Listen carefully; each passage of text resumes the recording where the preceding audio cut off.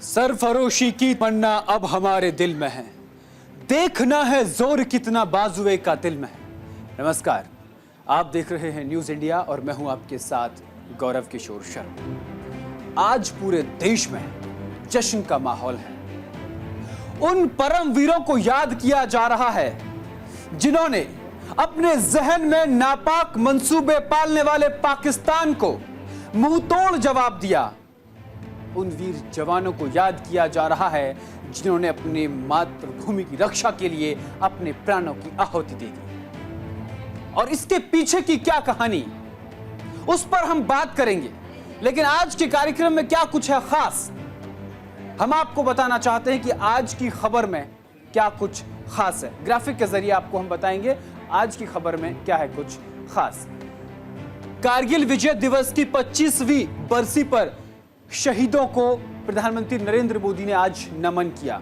हम आपको इस अपने कार्यक्रम में यह भी बताएंगे। उसके बाद कारगिल युद्ध में थल सेना का विजय ऑपरेशन, वायुसेना का सफेद सागर ऑपरेशन और नौसेना का ऑपरेशन तलवार क्या था। तत्कालीन प्रधानमंत्री अटल बिहारी वाजपेयी 21 फरवरी साल 1999 को दिल्ली से लाहौर बस से पहुंचना कितना सही था उनका, कितना गलत, आगे चलेंगे, आगे दिखाएंगे। देखिए, तत्कालीन प्रधानमंत्री अटल बिहारी वाजपेयी 21 फरवरी 1999 को दिल्ली से लाहौर बस के जरिए पहुंचे थे। उनके बस के जरिए पहुंचने के बाद आखिर ऐसा क्या हुआ कि तत्कालीन सेनाध्यक्ष परवेज मुशर्रफ तत्कालीन भारत के प्रधानमंत्री अटल बिहारी वाजपेयी के स्वागत में नहीं आया, उसने सलामी देने से मना कर दिया। क्या उसी दिन कारगिल जिले की लड़ाई की नींव पड़ गई थी? आपको बताते हैं आगे कि क्या था। आगे बढ़ते हैं। क्या था? पाकिस्तान के तत्कालीन सेनाध्यक्ष परवेज मुशर्रफ का ऑपरेशन अलबद्र। और अलबद्र ऑपरेशन ऐसा, आप सोचिए कि किसी देश का सेना प्रमुख कोई बड़ा ऑपरेशन प्लान करता है, दूसरे देश के लिए ऑपरेशन प्लान करता है और उसके बारे में ना तो जानकारी प्रधानमंत्री को होती है और ना उसके बारे में जानकारी उस देश के राष्ट्रपति को होती है। सेनाध्यक्ष अपने 4 बड़े अधिकारियों के साथ मिलकर एक नया ऑपरेशन बनाता है, ऑपरेशन अलबद्र। यह तमाम जानकारी हम आपको आज इस कार्यक्रम में देंगे क्योंकि हम लेकर आए हैं कारगिल द इनसाइड स्टोरी। आगे बढ़ते हैं। आखिर युद्ध शुरू होने से पहले ही भारत को 127 करोड़ का नुकसान कैसे हो गया? 127 करोड़ का नुकसान साल 1999 में भारत को हो गया एक झटके में। कैसे, खबर में आगे बताएंगे। उसके बाद आगे बढ़ते हैं। विजय, सफेद सागर और तलवार ऑपरेशन के आगे कैसे झुक गया पाकिस्तान और युद्ध का मैदान छोड़कर भाग गया पाकिस्तान, आज हम आपको यह भी बताएंगे। मई से लेकर जुलाई तक 1999 की पूरी इनसाइड स्टोरी हम आपको बताएंगे। और इसीलिए आज हम लेकर आए हैं अपना यह विशेष कार्यक्रम जिसका नाम है Kargil the inside story. Kargil Vijay Diwas की आज 25वीं वर्षगांठ है। कारगिल जिला और कारगिल जिले में पाकिस्तान की नापाक साजिश का पर्दाफाश हुआ।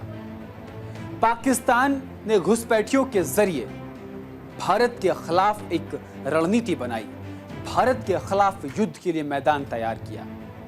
ग्राफिक के जरिए आपको दिखाएंगे, ग्राफिक दिखाएंगे यहां पर क्या हुआ, कैसे हुआ।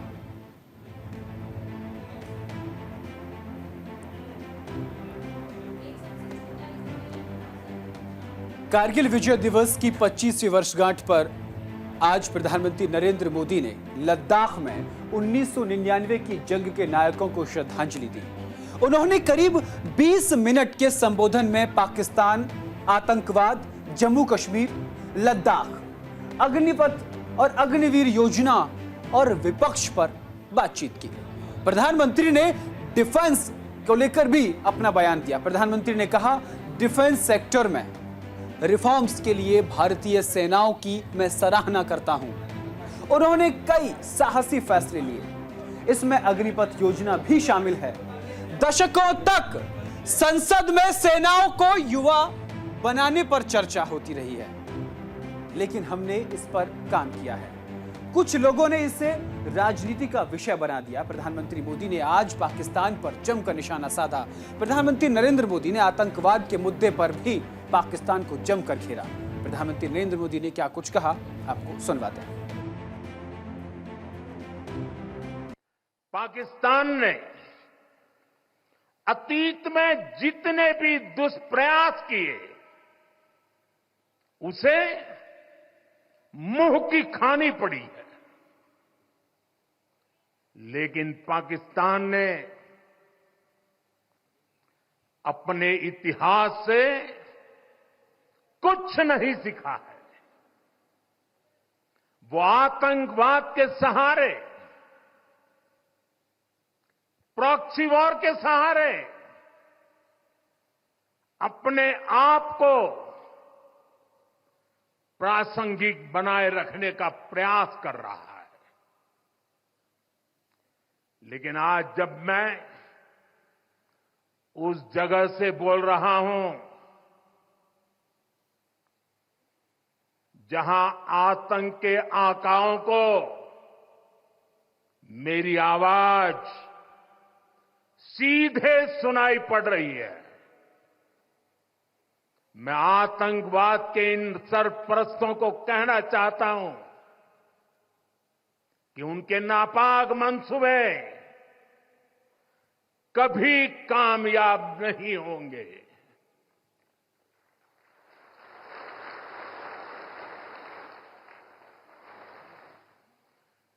आतंकवाद को हमारे जाबाज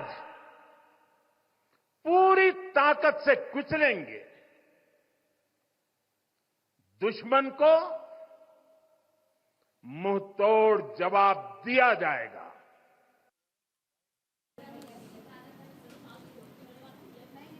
प्रधानमंत्री नरेंद्र मोदी ने न सिर्फ प्रधानमंत्री बनने के बाद बल्कि उससे पहले भी लाल चौक पर झंडा लहराकर विरोधियों को बता दिया कि भारत का भविष्य सुरक्षित हाथों में हो। प्रधानमंत्री नरेंद्र मोदी ने हमेशा से आतंकवाद का विरोध किया है। प्रधानमंत्री नरेंद्र मोदी ने हमेशा से ही आतंकवाद के मुद्दे पर पाकिस्तान को घेरा है, पाकिस्तान पर जमकर निशाना साधा है, क्योंकि पाकिस्तान की नापाक साजिश भारत के खिलाफ होती रहती है और प्रधानमंत्री नरेंद्र मोदी उनकी सरकार भारतीय सेना के अदम्य साहस के बल पर पाकिस्तान को मुंहतोड़ जवाब देती है। कारगिल युद्ध के 25 साल बीत चुके हैं, लेकिन आज भी पाकिस्तान के जख्म और भारतीय सैनिकों के अदम्य साहस हर भारतीय की जुबान पर है। इस युद्ध से पहले वाजपेयी ने दोनों देशों के बीच शांति पहल करते हुए मैत्री बस सेवा भी शुरू की थी।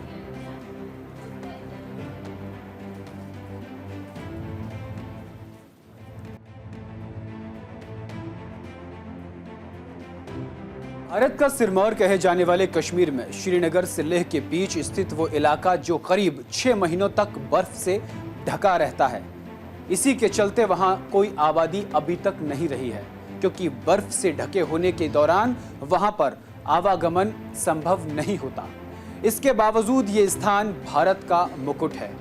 इसी भूभाग पर अपना कब्जा जमाने की नापाक कोशिश पाकिस्तान ने साल 1999 में की थी। साल 1947 में भारत पाकिस्तान बंटवारा हुआ। उस दौरान भारत ने बड़े भाई की तरह पाकिस्तान को अपने आजाद मुल्क बनाने के लिए आर्थिक सहयोग किया। भारत ने बड़े भाई की भूमिका निभाई थी साल 1947 में जब पाकिस्तान अलग हुआ, लेकिन पाकिस्तान ने हमेशा भारत के खिलाफ गंदी साजिश रची।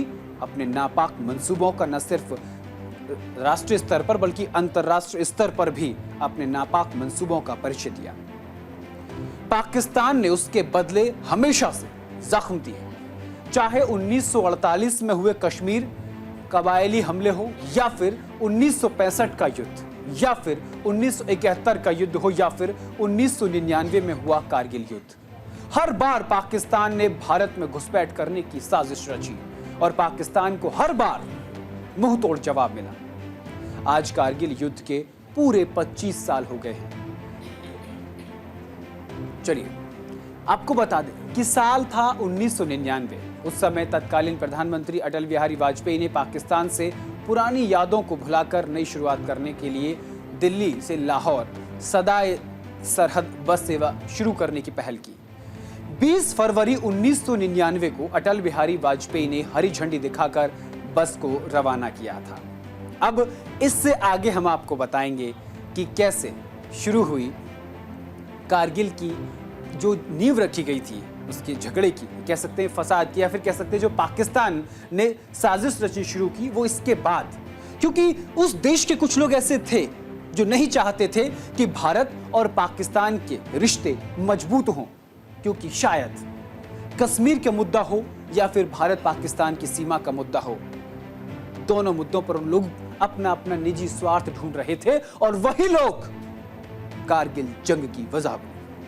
अब आपको हम इसमें बताते हैं अटल बिहारी वाजपेयी, स्वर्गीय पूर्व प्रधानमंत्री अटल बिहारी वाजपेयी का योगदान। उन्होंने किस तरीके से देश की अक्षुण और उसको देश को शक्तिशाली बनाया और उन्हीं के नेतृत्व में कारगिल ने विजय प्राप्त की। साल था 1999, फरवरी का महीना था। भारत के तत्कालीन प्रधानमंत्री अटल बिहारी वाजपेयी लाहौर पहुंचते हैं। सदाए सरहद की शुरुआत करने सदाए सरहद बस सेवा का नाम दिया गया उस सेवा को, जो दिल्ली से लाहौर के बीच शुरू होनी थी। अटल पहले अमृतसर से ही बस को हरी झंडी दिखाने वाले थे, लेकिन फिर पाकिस्तान के प्रधानमंत्री नवाज शरीफ अड़ गए। बोले, साहब हमारे दर तक आए और बिना मिले लौट जाएं, ये हो नहीं सकता। अटल बिहारी वाजपेयी ऐसे प्रधानमंत्री थे जिनको पूरी दुनिया प्यार करती थी। नवाज शरीफ ने कहा कि यह हो नहीं सकता।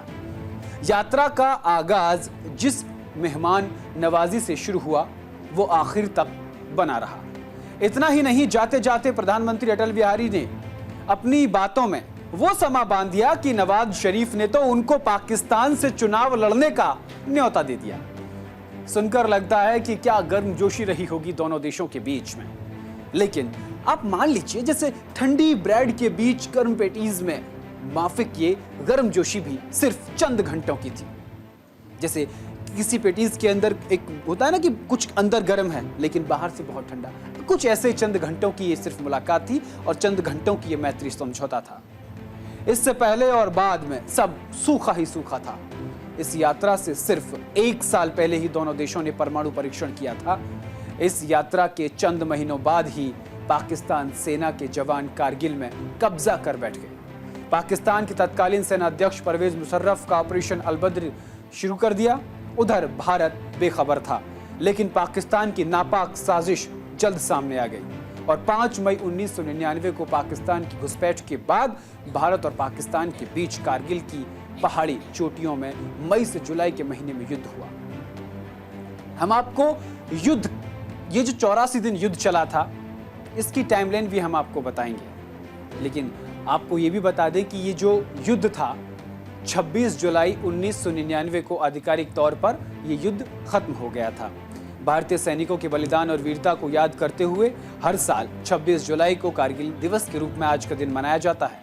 अब हम आपको 84 दिनों की टाइमलाइन बताएंगे कि कैसे 84 दिन तक युद्ध चला, लेकिन पहले हम आपको ग्राफिक के जरिए बताते हैं कि हमारी तीनों सेनाओं का क्या योगदान रहा, किस तरीके से किस सेना ने कौन से ऑपरेशन की शुरुआत की और किस तरीके से राजीव गांधी के बोफोर्स ने कमाल किया और किस तरीके से कारगिल में इजराइल ने भारत का साथ दिया और किस तरीके से पाकिस्तान को वैश्विक स्तर पर अमेरिका और चीन दोनों ने दुत्कार दिया, वो भी हम आपको बताएंगे। लेकिन पहले ग्राफिक पर आते हैं और आपको बताते हैं कि कारगिल युद्ध में देखिए थल सेना ने यानी आर्मी ने विजय ऑपरेशन की शुरुआत कर दी। थल सेना ने विजय ऑपरेशन, आगे बढ़ते हैं। उसके बाद वायुसेना ने श्वेत सागर ऑपरेशन यानी कि सफेद सागर, यह वायुसेना ने शुरू किया था इसी कारगिल युद्ध के दौरान। आगे बढ़ते हैं। नौसेना ने यानी कि हमारी जो नौसेना है उसने ऑपरेशन तलवार की शुरुआत कर दी। हमारी एक देशी पनडुब्बी ने पाकिस्तान को पूरा ब्लॉकेज कर दिया था, उसका तेल रोक दिया था ऑपरेशन तलवार के जरिए। इसकी भी बड़ी इंटरेस्टिंग कहानी है, आपको हम अपने कार्यक्रम में आगे बताएंगे। तो इस तरीके से ये तीनों सेनाओं ने अब ऑपरेशनों की शुरुआत की। चलिए अब आगे बढ़ते हैं। अब हम आपको कारगिल के युद्ध के 84 दिनों की कहानी बताते हैं, तिथिवार बताते हैं। देखिए इस पूरी कहानी की शुरुआत होती है 3 मई को, 3 मई 1999 को। 3 मई 1999 को क्या हुआ, एक चरवाहा था, उस चरवाहे का एक जीव था याक, वो खो गया। उसकी तलाश में जब वो बाहर निकला तो उसने दूरबीन से देखा कि कुछ हथियारबंद घुसपैठिए हैं जो द्रास सेक्टर में, कारगिल जिला है। जिस तरीके से एक जिले के अंदर तालुका और तहसील होती है, वैसे ही कारगिल जिले के अंदर एक द्रास सेक्टर था। उस द्रास सेक्टर में तोनोनिल, टाइगर हिल और इस तरीके से पहाड़ियां थी। तो उसने देखा चरवाहे ने कि किस तरीके से घुसपैठिए घुसपैठ कर रहे हैं। उसने जैसे ही उनको देखा तो वो अपने जीव को भूल गया और इसकी जानकारी उसने सेना को दी। अब आगे बढ़ते हैं, ये 3 मई की बात है। 5 मई को क्या होता है वो अब आपको बताएंगे कि 5 मई को क्या हुआ। आगे बढ़ते हैं, 5 मई को भारतीय सैनिक ने घुसपैठ वाले इलाके में गश्त करनी शुरू करी, घुसपैठ करनी शुरू कर दी और घुसपैठ वाले इलाके में गश्त करनी शुरू कर दी। हेलीकॉप्टर के जरिए देखा,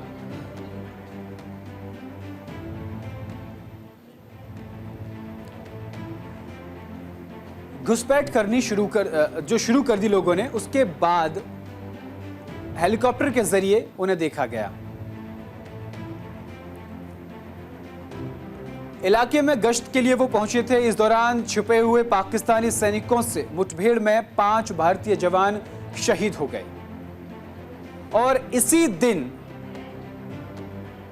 भारत को 127 करोड़ का नुकसान हुआ।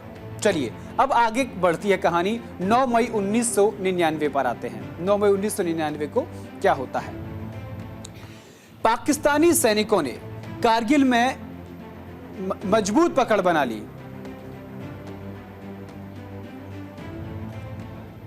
मजबूत पकड़ बना ली उन्होंने वहां भारत के गोला बारूद डिपो पर जमकर गोलीबारी की और इसी दौरान भारत को 127 करोड़ रुपए का नुकसान हो गया। अब तारीख आती है 10 मई 1999। 10 मई 1999 को क्या होता है वो भी हम आपको बताएंगे। पाकिस्तान सैनिक LOC लाइन ऑफ कंट्रोल के पार द्रास, कारगिल, बटालिक और मॉक्सस सेक्टर में घुस गए। इन्हें रोकने के लिए भारतीय सेना ने ऑपरेशन विजय यानी थल सेना ने ऑपरेशन विजय की शुरुआत की। उसके बाद आगे बढ़ते हैं। 26 मई 1999 को क्या होता है, 26 मई 1999 को भारतीय वायुसेना ने ऑपरेशन सफेद सागर के तहत हवाई हमले कर पाकिस्तानी सैनिकों के कब्जे वाले ठिकानों को तबाह कर दिया। आगे बढ़ते हैं। उसके बाद क्या होता है, 27 और 28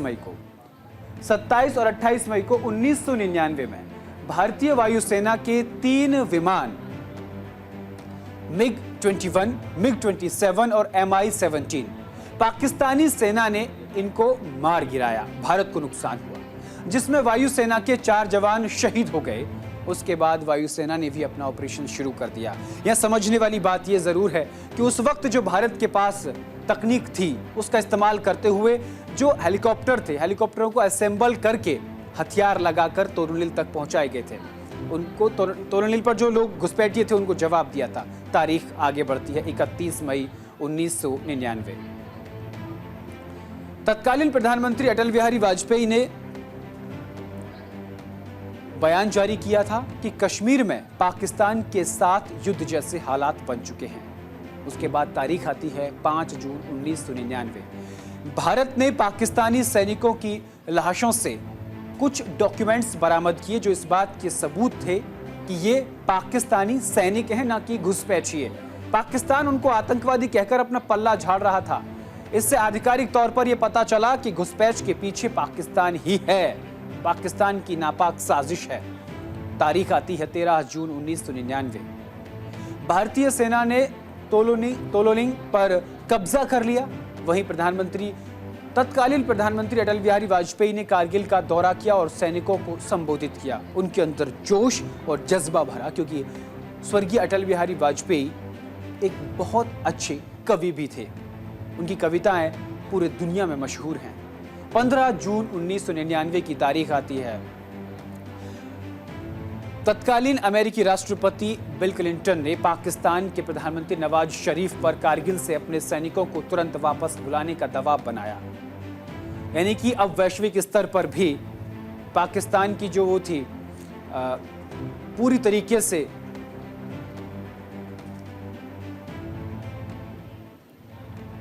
उसके बाद अगली तारीख आती है 15 जून 1999 को पाकिस्तान के प्रधानमंत्री नवाज शरीफ पर कारगिल से अपने सैनिकों को वापस बुलाने का दबाव बनाया जाता है और उसी के साथ अब पाकिस्तान की जो छवि है वो वैश्विक स्तर पर पूरी तरीके से खराब हो गई। उसके बाद अगली तारीख आती है 5 जुलाई 1999। 5 जुलाई 1999 को नवाज शरीफ ने कारगिल से पाकिस्तानी सेना की वापसी की घोषणा कर दी। भारतीय सेना ने टाइगर हिल और द्रास सेक्टर पर कब्जा कर लिया। उसके बाद तारीख आती है 12 जुलाई। 12 जुलाई के ग्राफिक्स आपको दिखाएंगे ग्राफिक के जरिए। 12 जुलाई 1999 अपनी हार देखने के बाद नवाज शरीफ ने कारगिल से अपने सैनिकों के हटने की जानकारी दी। उन्होंने कहा कि सैनिकों को हटा लिया गया है, साथ ही भारत के साथ बातचीत की पेशकश की। उसके बाद तारीख आती है 14 जुलाई 1999। वाजपेयी ने ऑपरेशन विजय के सफल होने की घोषणा कर दी और सरकार ने पाकिस्तान से शर्तों के साथ बातचीत करने की बात कही। उसके बाद अंतिम तारीख आती है 26 जुलाई 1999। 26 जुलाई 1999 को भारत की जीत के साथ कारगिल युद्ध के खत्म होने की घोषणा कर दी गई।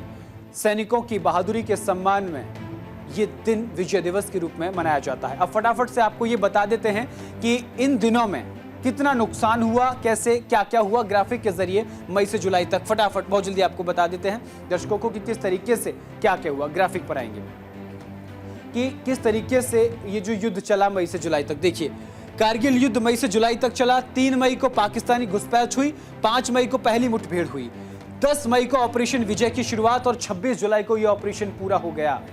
इसके बाद लेकिन इसमें हुआ क्या क्या, अगले ग्राफिक पर आएंगे, आपको आगे बताएंगे।